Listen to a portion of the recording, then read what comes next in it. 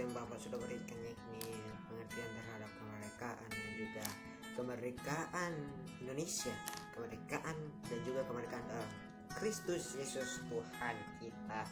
Oke, kita langsung mulai saja.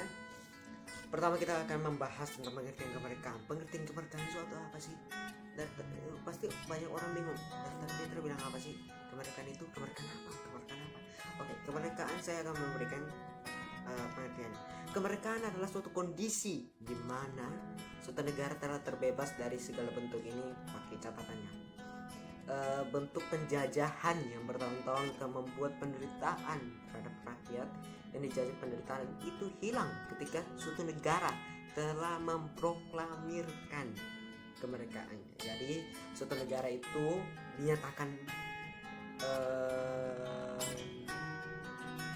merdeka atas dia dalam bentuk dia sudah bebas dari penjajah, bebas dari kemiskinan, bebas dari bebas dari kemiskinan, bebas dari penderitaan dan juga bentuk penjajahan, bentuk apapun itu dalam yang tidak sesuai dengan norma hak asasi manusia. Nah, itu dinyatakan kemerdekaan, dan kemerdekaan juga akan dibuktikan dalam bentuk proklamir ketika negara itu memproklamirkan kemerdekaan. Oke, kita langsung saja masuk ke kemerdekaan Indonesia.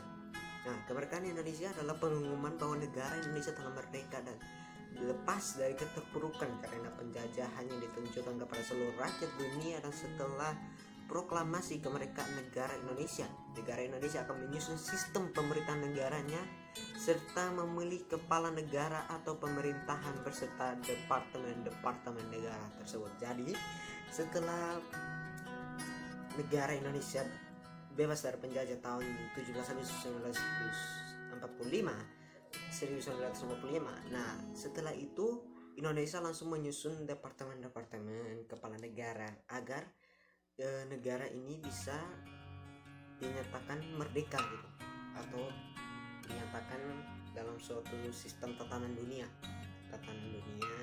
negara gitu ya. Jadi terbebas lah dari. Dan kita lanjutkan, proklamasi juga sebagai alat untuk mencapai tujuan. Ini proklamasi. Proklamasi yang disampaikan Soekarno dan Bung Hatta itu sebuah pegangan erat atau sebuah dasar untuk bangsa Indonesia itu sebagai alat untuk mencapai tujuan negara untuk mencapai suatu kemerdekaan. Nah, tujuan negara dan cita-cita negara juga ya. Jadi pada tanggal 17 Agustus 1945, para golongan tua dan golongan muda kembali ke Jakarta untuk segera memproklamasikan kemerdekaan Indonesia. Awalnya pembacaan teks proklamasi akan diadakan di lapangan Ikada Jakarta. Namun di sana banyak tentara Jepang yang sedang berkumpul. Akhirnya proklamasi kemerdekaan Indonesia diadakan di halaman rumah Soekarno di Jalan Pegangsaan Timur nomor 56 Jakarta pukul 10 pagi waktu Indonesia Barat. Dan itu sekian juga itu tentang kemerdekaan dalam suatu negara atau tatanan negara. Oke, dan itu kemerdekaan negara. Dan selanjutnya kita langsung saja ke video apa sih kemerdekaan dalam Kristus, kemerdekaan dalam Kristen itu seperti apa ya? Jawaban terkait dengan kemerdekaan Kristus, apa sih kemerdekaan Kristus itu? Banyak orang yang tanya ya. Oke, kemerdekaan Kristus itu semacam kemerdekaan diri kita, kemerdekaan terhadap dosa-dosa yang telah kita dapat ya.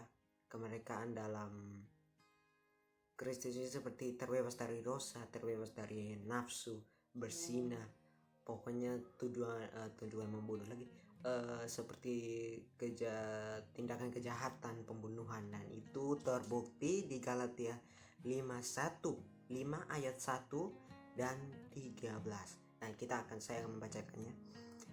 Yang ayat 1 punya, supaya kita bersungguh-sungguh, kemerdekaan Kristus telah memerdekakan kita. Karena berdirilah teguh dan jangan mau lagi dikenakan guk penghambaan. Dan ini ayat 13-nya, saudara-saudara, memang kamu telah dipanggil untuk merdeka, tetapi janganlah kamu mempergunakan kemerdekaan itu sebagai kesempatan untuk kehidupan dalam dosa, melainkan layanilah seorang maka akan yang lain oleh kasih Tuhan kita Yesus Kristus.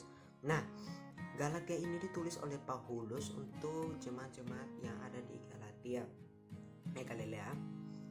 Dalam ayat 1 kata eluitria kembali terjemahkan menjadi merdeka, dan sebagaimana dengan Galatia 2 ayat 4 dijelaskan pula di sini bahwa dalam Kristus ada kemerdekaan. Jadi dalam ketika kita mendekat pada Tuhan, kita mendapatkan kemerdekaan hidup, yaitu kemerdekaan yang terbebas dari dosa, tindakan kejahatan apapun itu.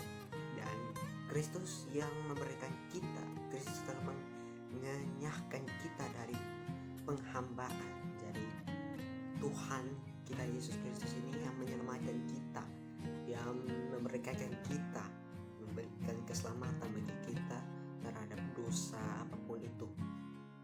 Dan sementara itu di ayat 13 kata eluiteria dikaitkan dengan suatu keadaan yang memiliki kebebasan untuk memilih, yaitu memilih untuk hidup dalam dosa, memilih untuk hidup dalam dosa, atau memilih untuk melayani orang lain dengan kasih. Nah, ada dua nih, memilih hidup dalam dosa atau melayani dalam kasih dengan orang lain.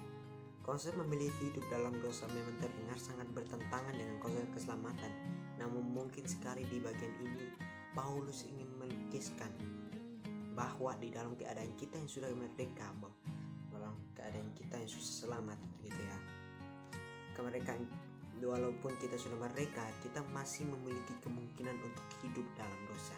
Jadi walaupun kita sudah selamat begitu ya, mungkin hal-hal sekecil apapun itu kita masih bisa berbuat dosa gitu ya. Mungkin pengertiannya begitu, kemungkinan untuk hidup masih dalam dosa. Jadi karena nenek moyang kita Adam dan Hawa hidup dalam dosa, maka walaupun kita sudah merdeka, tapi kita masih seperti hidup masih dalam dosa gitu kan. Tapi kita sudah dalam arti kata kita sudah selamat, namun kita masih dalam dunia orang berdosa gitu ya. Dan tentu saja Paulus tidak ingin hal ini terjadi, sehingga ia menasihati jemaat untuk memilih cara hidup lain di dalam kemerdekaan mereka tersebut ya. Sehingga ia menasihati jemaat untuk memilih cara hidup yang lain. Cara hidup yang lain itu maksudnya cara hidup keselamatan yang lain, yaitu seperti mengasihi semua orang, tidak membuat kejahatan, membuat pembunuhan, berzina, apapun itu. Pokoknya walaupun kita masih berdosa dan kita diselamatkan, tapi kita juga harus dapat membuktikan apa itu keselamatan bagi diri kita, yaitu dengan memberikan kasih sayang terhadap orang-orang di sekitar. Dan itu saja